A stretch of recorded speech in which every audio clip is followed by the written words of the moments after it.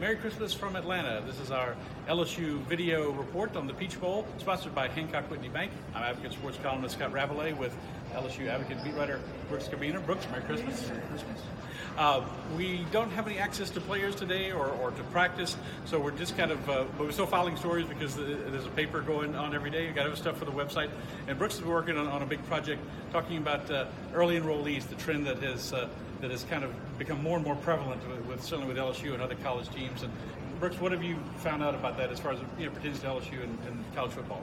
Well, y'all probably have noticed that you'll see high school players sign and then come in and practice with the teams during the bowl season. Probably wonder what's up with that. And it is part of the NCAA rules that people are taking advantage of now. You might remember last year, Derek Stingley came in and practiced with LSU during the Fiesta Bowl. This year, TJ Finley from Ponchatoula High signed in the morning and practiced that afternoon.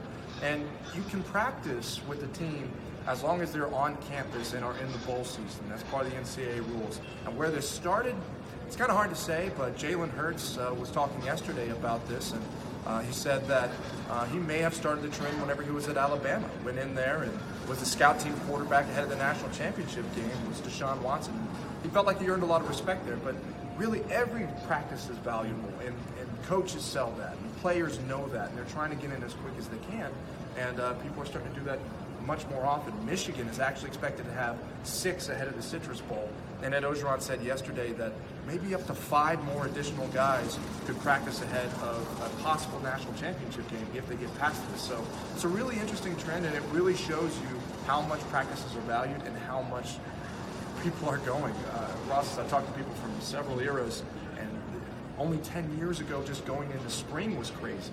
Now this is incredibly wild. So it is something that people will probably see a lot more of in years to come. Yeah, years ago, it was like getting kids to commit early, like as juniors, and that was a wild thing. Now that happens all the time. LSU's recruiting for 2022 and beyond. So these early and earlier trends you're seeing, and like you said, if LSU wins, when they go back to practice in Baton Rouge, Finley and players like that can practice with them. Absolutely. Yeah. All right, since it is Christmas, thinking what is a Christmas present each team would like to unwrap for this game?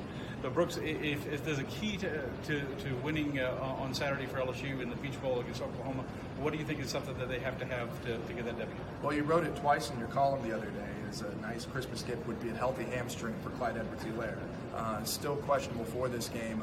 I mean, that would be the biggest key of all, is how do they handle his absence if he doesn't play. Joe Burrow, whenever he gets into trouble, he's been able to throw check down passes to him in flats and things like that. It's been part of their game.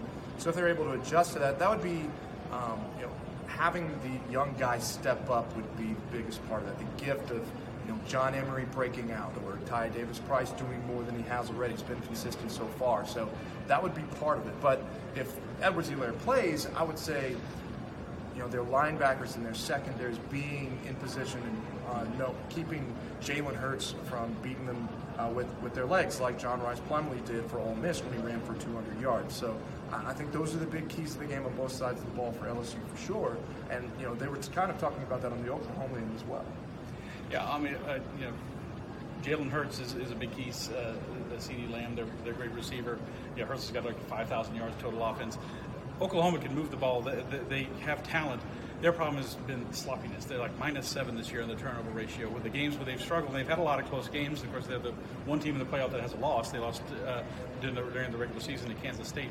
They can't be like 2 or 3 down in the turnover ratio to LSU, and set up the LSU offense with short field positions and stuff like that to get scores. There'll be points scored on both sides, but you can't give LSU, if you're Oklahoma, extra chances to score. So that's our view here today on Christmas Day from the Peach Bowl with our man behind the camera, Sheldon Mickles. We're glad for his help today and all week. So thank you for watching our video report, sponsored by Hancock Whitney Bank.